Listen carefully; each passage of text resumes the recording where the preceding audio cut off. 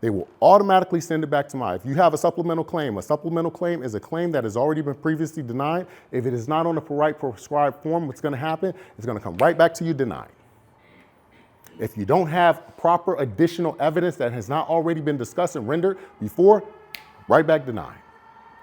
It is a difficult process to get through to overcome. Understanding and getting the information to be able to provide the correct evidence is that something that we're going to walk you through. Principles of service connection. The principles of service connection is very, very important. As I mentioned before, there are so many different reasons why veterans are not service connected. There's 3 prongs of service connection. Instance in service that we talked about, medical complaint or diagnosis, current medical complaint or diagnosis. Current is the operative word, okay? And current meaning within the last year time frame, 12 months, okay?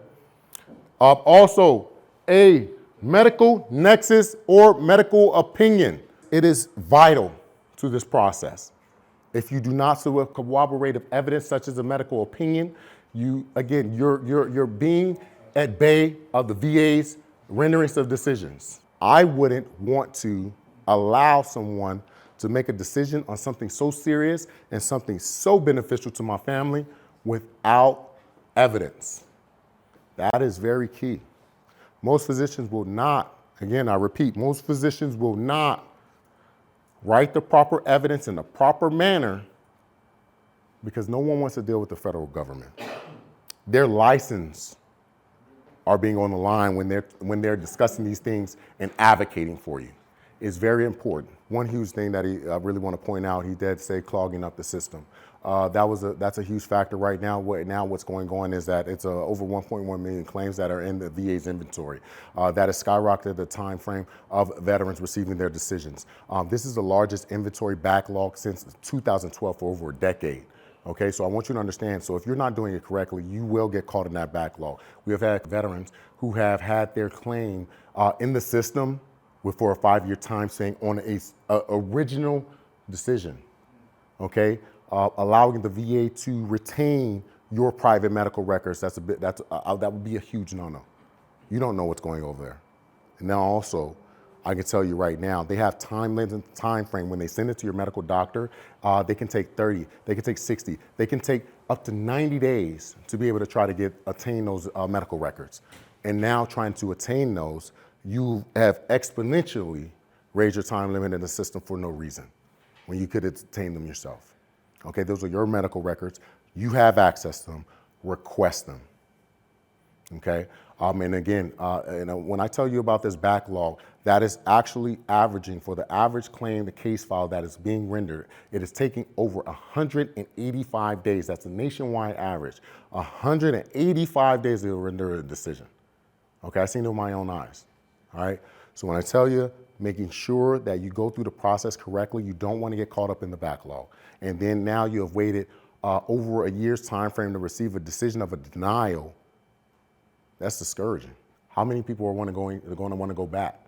It's a huge conglomerate that you're going after. It's a huge conglomerate that you must, again, position yourself for a positive success story at the end.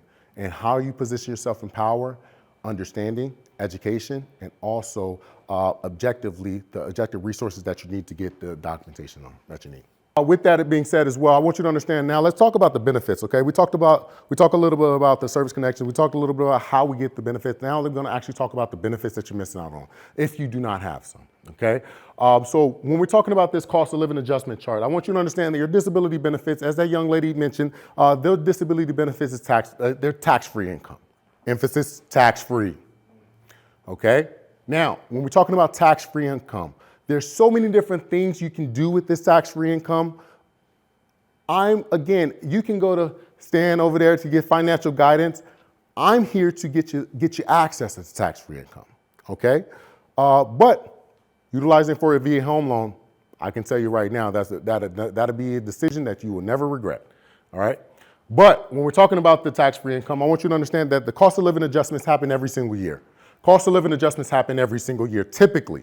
So when we're talking about that, it goes based upon inflation. We know inflation is going nowhere, right? So with that, in 2022, the benefit raised by 5.9%. In 2022, just 2022 alone, 5.9%. 2023 went up by 8.7%. 8.7%. Please excuse the typo of 8.9. Okay. However, 2024 went up by 3.2%. 3.2%. Okay. And again, when it went up by 3.2%, for some odd reason, veterans were a little discouraged. Don't know why. Probably obviously the cost of eggs that went up to probably $16 in the store, right? But however, with understanding that 3.2% every increase, you're giving yourself a raise every single year. As much as we want to deny it or not understand it, you're giving yourself a raise every single year. Okay? So I've worked many jobs and I can tell you I've never received a raise every year. This is one access point. But now it's tax-free. Okay? So, and that is the monetary benefit. So they base that upon the CPI index, which we can go ahead and get into all of that. But all in all, it's based upon obviously inflationary purposes, right? And it's decided every single year. Typically, the report comes out about October, where again, you can check again if you're going to receive an increase. Next, let's actually see how much we can actually get. We talked about the rates, right? When we're talking about the rate chart, you're talking about 2022, 2023, and 2024. So we'll start here. We'll start at 10%, right? 10%. 10% is a huge factor. If you look there, 10%, in 2022, it was $152.